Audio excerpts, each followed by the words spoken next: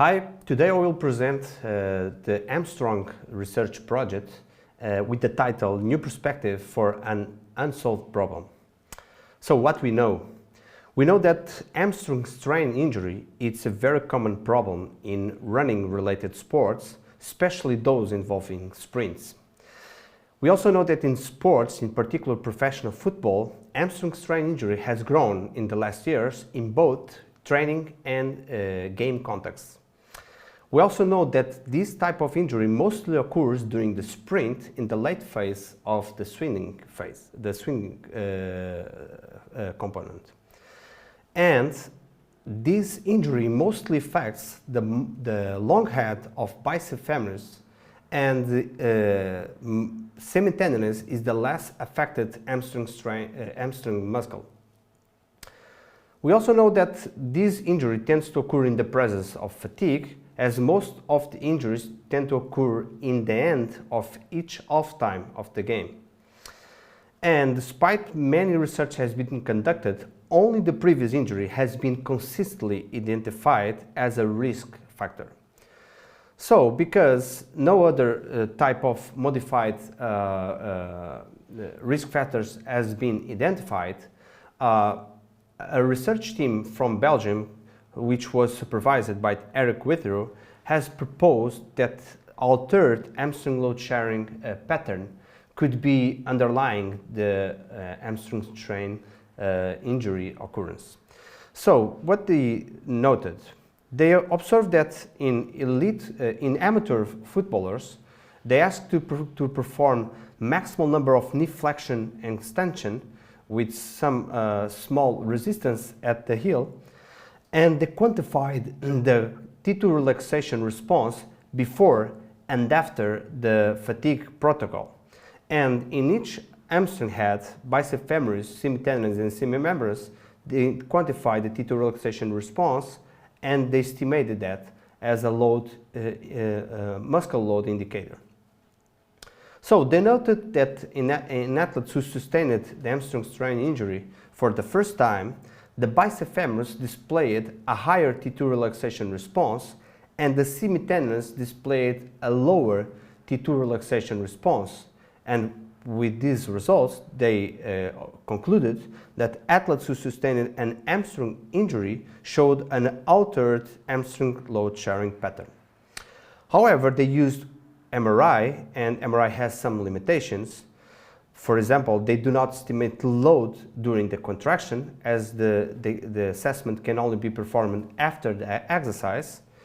This technique is time consuming. It involves high costs to use this technique, and is not practical, as it involves specific knowledge to use the technique.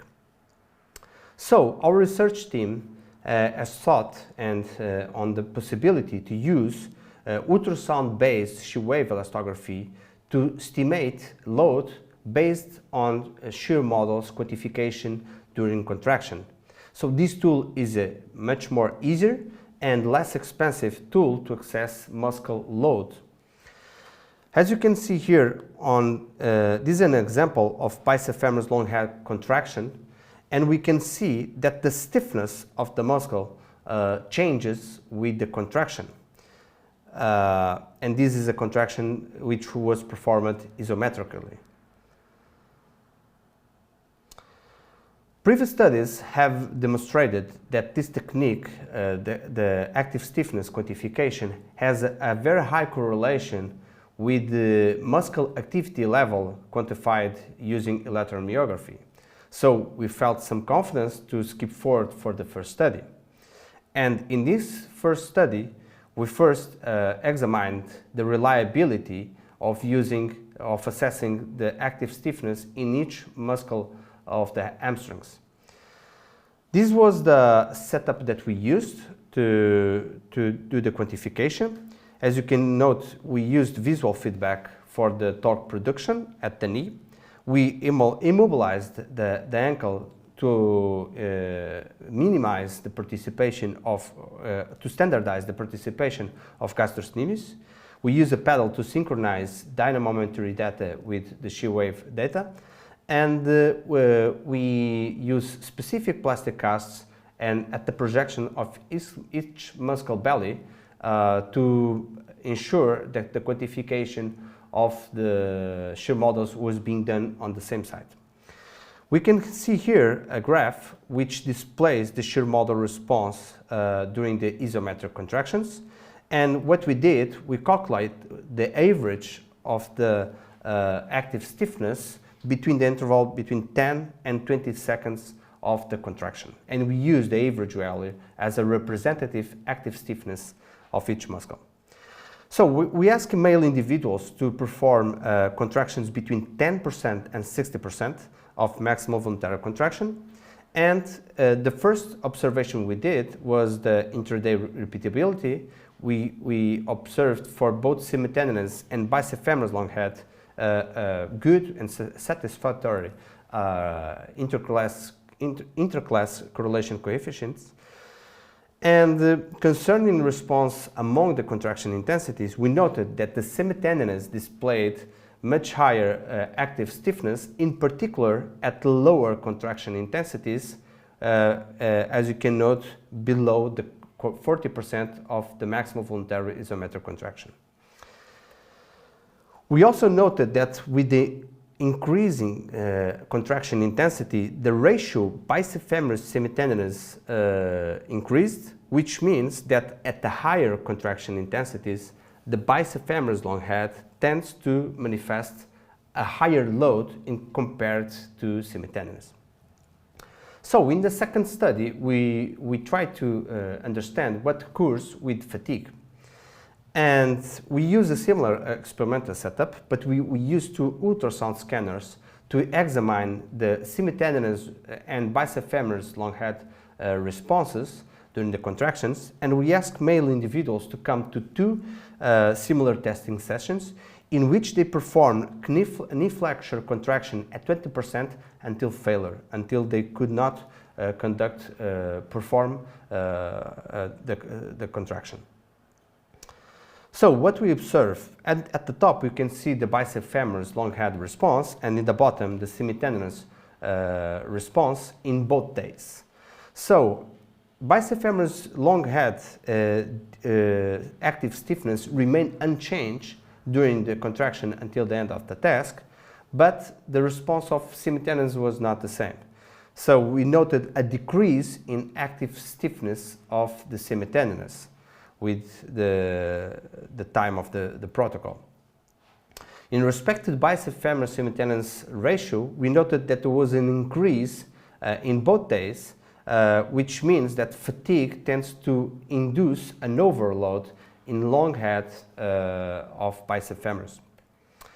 So we moved for the next study, and we wanted to see what happened, what could occur in elite footballers.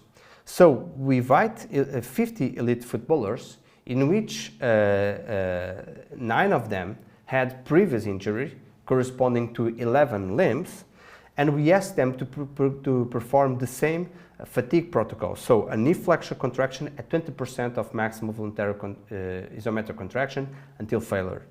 And during the protocol, we also assessed the semitendinous and biceps femoris long head active stiffness. So what we noted that at the start of the protocol, the limbs with previous injury, they had a lower biceps femoris active stiffness and a higher semitendinous active stiffness, which means that at rest they have a different hamstring stiffness pattern. However, with the fatigue, we did not find statistically significant difference between the groups, although a tendency was noted for limbs with previous injuries, in which biceps femoris tended to display a higher active stiffness during the protocol, and semitendinous tended to display a lower a higher decrease of the active stiffness with fatigue. We also noted that the biceps femoris to semitendinous ratio tended to be higher in limbs with previous injury. So as a take-home message, hamstring strain injury in sports is growing in last years. And despite many research has been conducted, only previous hamstring strain injury has been consistently identified as a risk factor, and an altered hamstring load sharing pattern has been recently proposed as a potential mechanism to explain injury occurrence. The bicep femoris to semitendinosus active stiffness ratio tends to increase with the contraction intensity. Fatigue, which is a factor that increases the susceptibility to injury, can alter hamstring active stiffness pattern, in particular increase the bicep femoris to semitendinosus ratio, and athletes, or more specifically limbs with previous hamstring strain injury, have an altered hamstring active stiffness pattern at rest, but they tend to develop similar response to fatigue. So we are now looking to the effects of repeated sprinting on hamstring active stiffness in healthy individuals, and in elite footballers we are trying to see retrospectively and prospectively the effects of repeated sprinting on hamstring active stiffness pattern, and try to see if there is association with injury occurrence. Thank you.